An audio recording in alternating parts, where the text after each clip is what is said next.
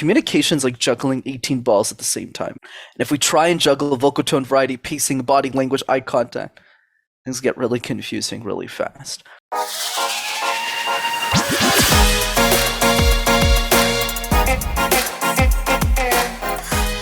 Hello and welcome to episode 123 of the Smart Agents Podcast. My name is Michael Walter and I'll be your host. In today's episode, we are joined by Brenden Kumarasamy, founder of MasterTalk, a YouTube channel dedicated to teaching the art of public speaking and communication. In the real estate industry, the ability to hold impactful one-on-one conversations is fundamental to setting yourself up for success.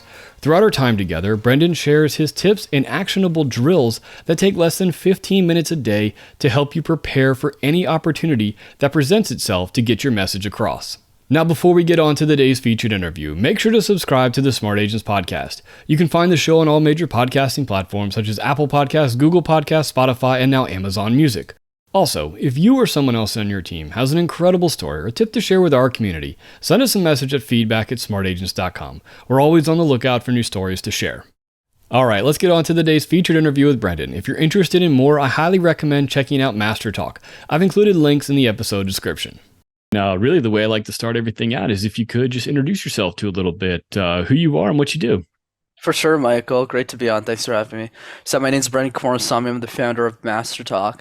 MasterTalk is both a YouTube channel and a coaching practice I started to help the world master the art of communication and public speaking. That's really the mission behind what I do. And how I got started was an accident. I was in business school and I did these things called case competitions. Think of it like professional sports for nerds. The guys my age were playing baseball or basketball. I wasn't one of those guys. I did presentations competitively, and that's how I learned how to coach people, helped a lot of the students, and that's what led to the YouTube channel, what we have today. Awesome. Yeah, I was checking out your channel over the last few days, and there's a ton of great information that, for our audience specifically with real estate agents, they might not be speaking on a, big, stage all the time, but it's all those lessons that are in your, on your channels are so invaluable, even for the one-on-one communication styles. Absolutely. Yeah. So what was it besides, your experience on these presentations and these competitions you were doing that really wanted, that made you think, hey, there's an audience out there for this and there's a need for me to be able to share this knowledge? To be honest, Mike, it was mostly an accident. Every big vision starts with a small step. So what happened was when I was in my last semester of college, I had a very good job lined up. I worked at IBM as a consultant there for many years before I did this full time.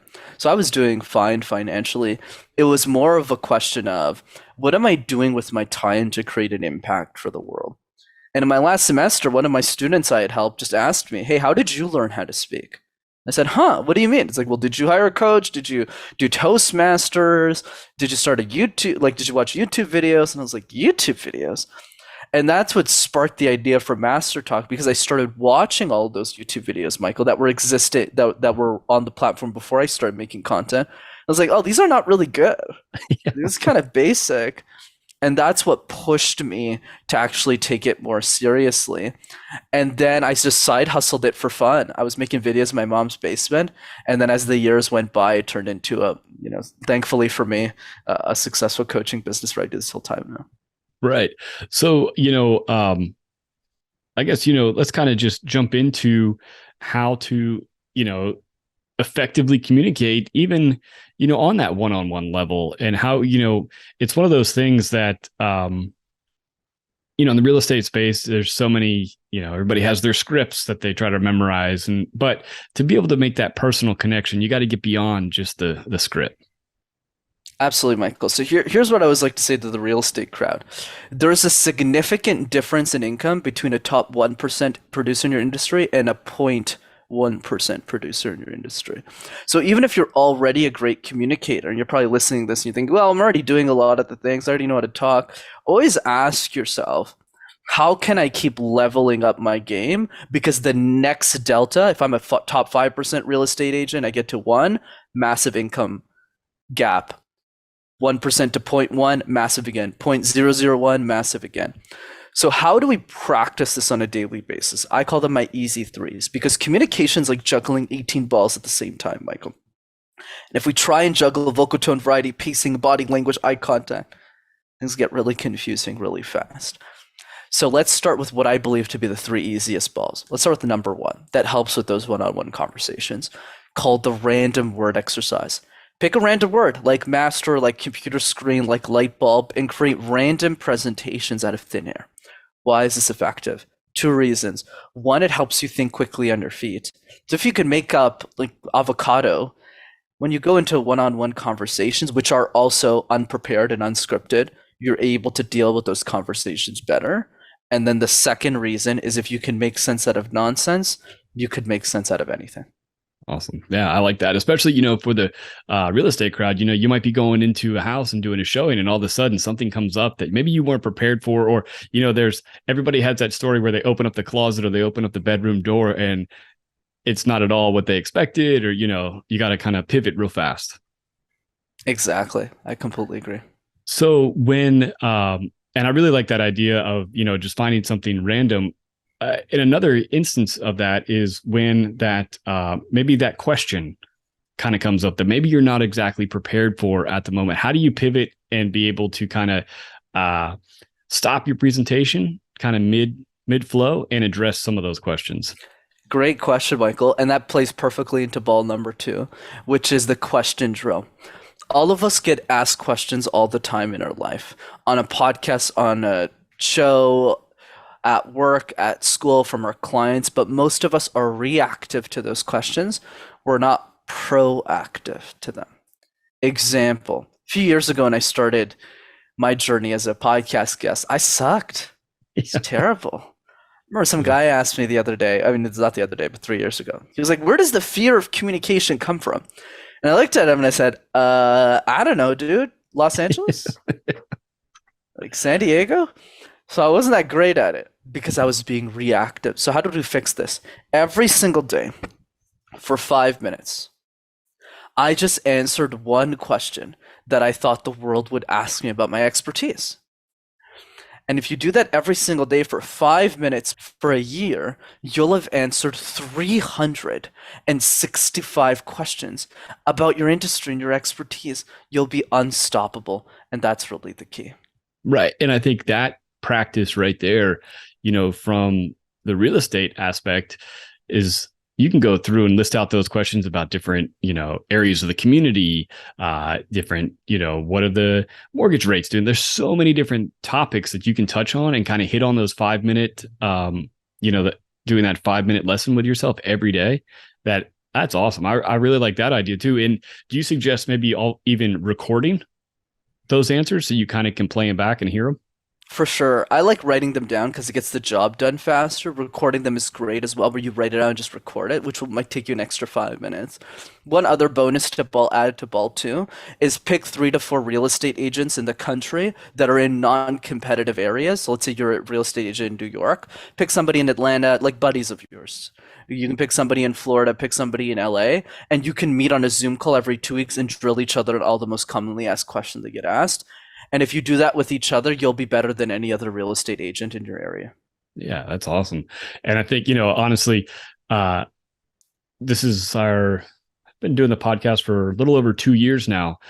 Previously, I was a news photojournalist. So like asking questions is something I've always been, comfortable with. Being on camera and being in front and like being engaged in the conversation is something I've definitely learned over the last few years doing this. And I think one of those, the things you touched on earlier also was the pacing and how to, kind of even just gauge the pace of a conversation. Absolutely. Pacing is super important, right? We don't want to talk too quickly when we're talking and having conversations. And that also applies really well into ball three, Michael, which is video messages. I'm shocked, brother, at how little people in any industry send their clients video messages. It's insane. Like, I find it, especially with agents, they focus too much on the transactional sale of getting the house done and getting the commission. Oh, okay, I'm making 6% off $1 million house. That's amazing. Versus going, how do I become best friends with this person for the next 30 years so they refer every single one of their family members to me? So what does that mean? That means, are we sending them video messages on their birthday to just wish them happy birthday? All of these strategies cost $0 and 0 cents, and you don't even have to be a great communicator to do this. But that's really what makes the difference, especially, and it's worth mentioning, especially in a recessionary environment that we're in currently, where a lot of agents are dropping like flies. So when you're doing these things, not only are you beating your competition, you're surviving this period so that if you can be the agent who survives, you'll take over and you'll dominate your field. Yeah, I definitely think building, the agents that put the time and the effort into cultivating relationships, that's recession proof, right? Because inevitably somebody in your sphere is going to be buying and selling no matter what the market conditions are doing. So it's a lot easier to get those deals from those people that already have a relationship with you than the cold leads. 1000%. So when you mentioned the video, um, messaging as well. And I think that's always a really interesting way. And I think it's something that is, again, very underutilized. How do you, and it's one of those things when I talk to agents, there is sometimes an apprehension to do that because maybe they're not exactly, the most tech savvy or they haven't been on camera all that much. How do you get past some of those barriers that keep people from doing that? Great question, Michael. And there's only one answer, which is a rule that we have in our ecosystem. The rule is you're not allowed to retake the video. That's it. So don't see it as a means to an end. I have to spend 10 minutes editing this. See it more as a 20-second exercise for the top 100 people in your clients. And the second piece to that, though, is thinking about the vision of your business. Where do you want to be in 3 to 5 years? And what are the people in those income brackets in that on that leadership board who are crushing it, regardless of the organization you're part of? What are they doing that you're not doing? Which is the second piece. And the third piece, if you're really at step zero and you're really afraid, don't start with your clients. Start with the people you really love. Send a video message to your mother. Send a video message to your sister. Send a video message to your best friend on social media. Don't overthink this. And you'll realize that even if you're in some garage and you're sending these videos, it means so much to people because most people haven't even received one message like that in their life. Yeah, it just, drawing from my previous experience in the journalism world, I worked with a lot of new reporters, and it was always really fascinating to see how they could go on live television and deliver their script perfectly. No issues, could tell the exact story. But then if we needed to record a take for a later show, it could take us 20, 30 takes because they were so focused on each individual word and getting it perfect that they just didn't flow with it and allow, themselves to tell that story. I love that. I completely agree. So I think that really plays into that whole there's no retakes allowed. Just go ahead and do it and be yourself in the video. Exactly. That's really cool. So I think it's, again, some of those things that that you've seen for as you've done, your coaching and some of the things that you have worked with people on. What are some of those big tips that you would have out there, besides a lot of practice, obviously, just to get, comfortable in those settings of having to speak, especially for maybe the newer agents? For sure, Michael. This brings us to ball number 4. I would say the best way to speak is to speak. At the end of the day, Michael, a lot of people, when they listen to podcasts, they go, "Oh my God, these tips are so good. Mike, you brought Brenden on, he talked about the random word exercise, the question drill, video messages," and then they don't do any of them. So I would encourage people, and I'll show you a bunch of other tips, but I would say the most important thing is, are we booking 15 minutes on our calendar every day to do this, even if it's alone in our basement, even if there's no audience? Are we just making a conscious effort and a decision after this podcast to say, I really want to take the steps to get better? And if you're booking that 15 minutes, I don't know a single person. I've yet to meet somebody in my career who was doing all 3 of these things consistently, good or bad, every single day for 15 minutes. So if you're that person who's doing it, you'll definitely stand out in the real estate space, especially that one. Right. I think something that, when it comes to conversations, on the one-to-one sales side and especially like the listing presentation, the beauty of it is you're not going into something totally blind. You can have that communication with somebody one-on-one. You can have the eye contact. You can, build that rapport. Whereas, if it's more the stage type thing, you're kind of talking to this almost faceless mass out there. Um, so I definitely, even doing the 50 minutes in your car, just every once in a while, kind of look up in the rearview mirror to see yourself, looking back at you. I think is awesome. And I definitely agree with the, just practice it every day and really make it a point to practice it.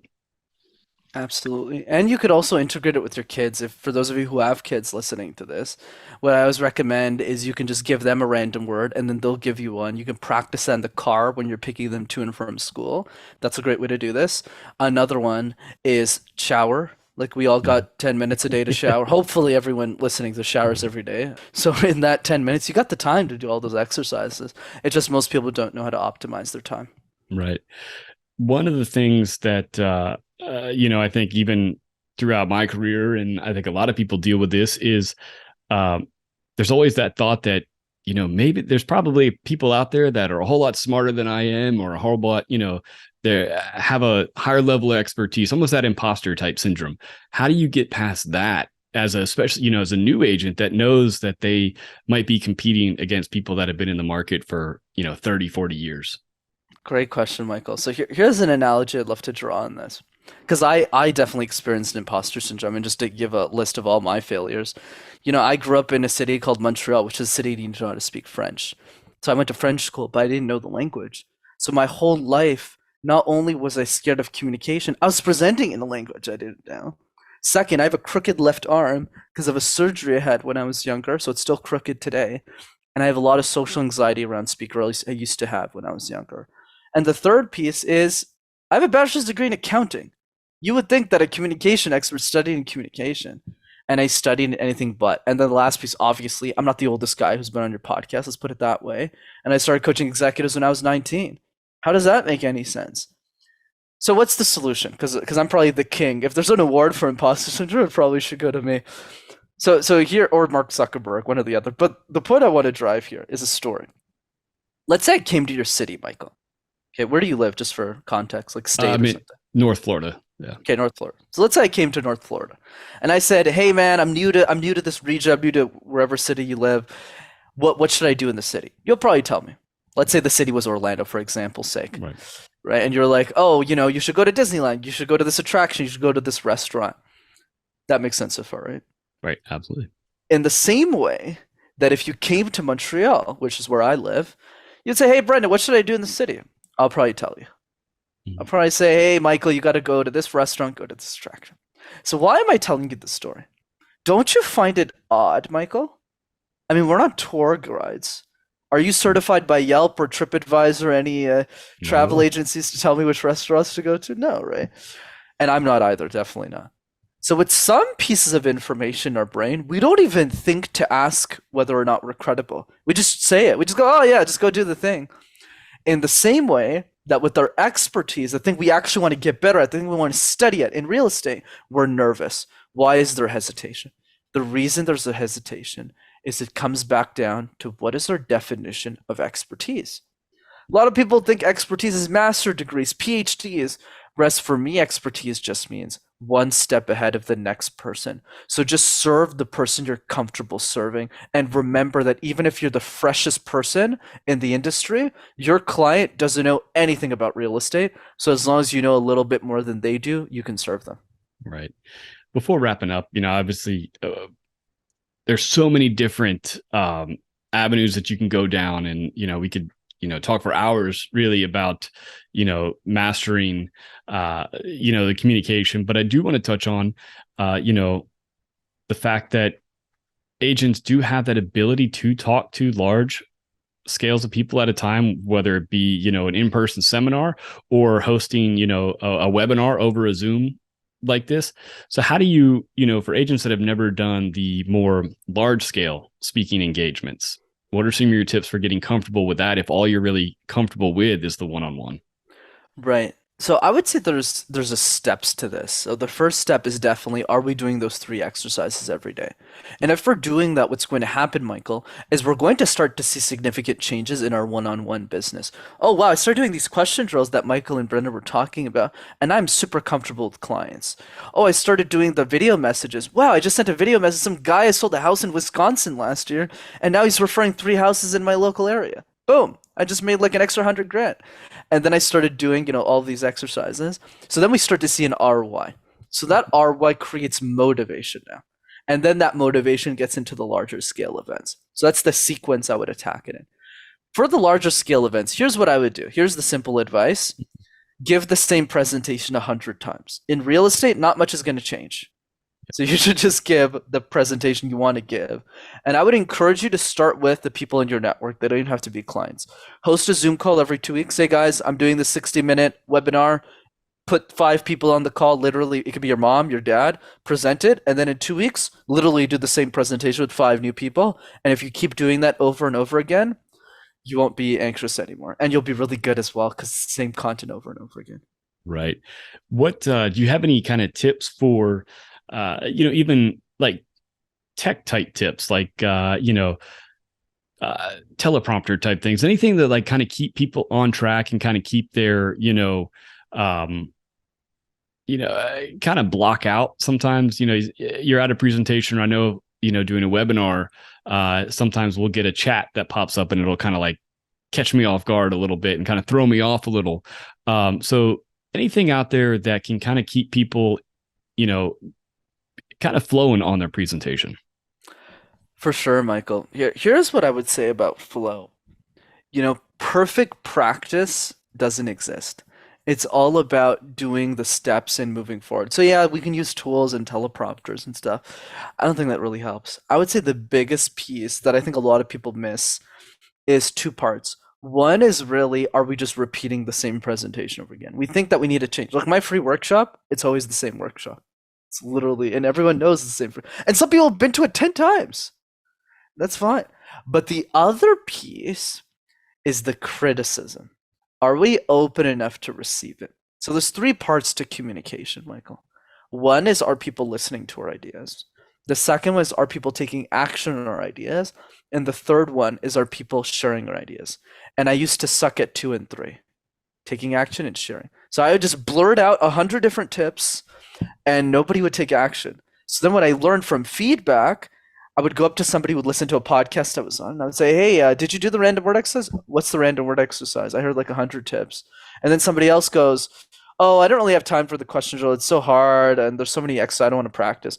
So that's why I'm super intentional when I'm on a podcast. I always go like, "Are you doing these three things? Are you doing these three?" I probably said that like 10 times. Okay. So then when somebody leaves this podcast, they go, "I need to do these three things. I need to book it in." So that's how I would encourage people to do, is have dinner with the person you're serving, ask them questions and see, is my message actually landing with them? And it's that feedback that helps us get better. Right. And I think, just going on your YouTube page and things, I love those shorter videos that are to the, a singular point, that are digestible. And I think, real estate agents can really use that same formula when creating content for their social pages, or, even the videos that they might send out, is to not, present too many topics in one piece.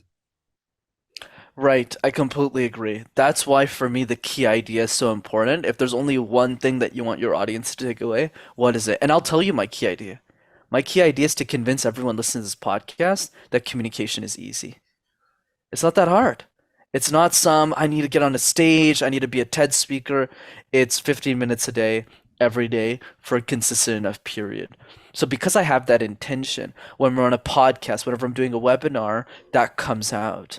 So it's the same, like even my personal story. Why do I share that? Because it's to convince people to go, oh, this kid like started coaching people at 19. He has a bachelor's degree in accounting, and he's like a schmuck. Well, if he could do it, I can for sure master. I'm making $500,000 as a producer and real estate agent. If this kid could do it, I can too.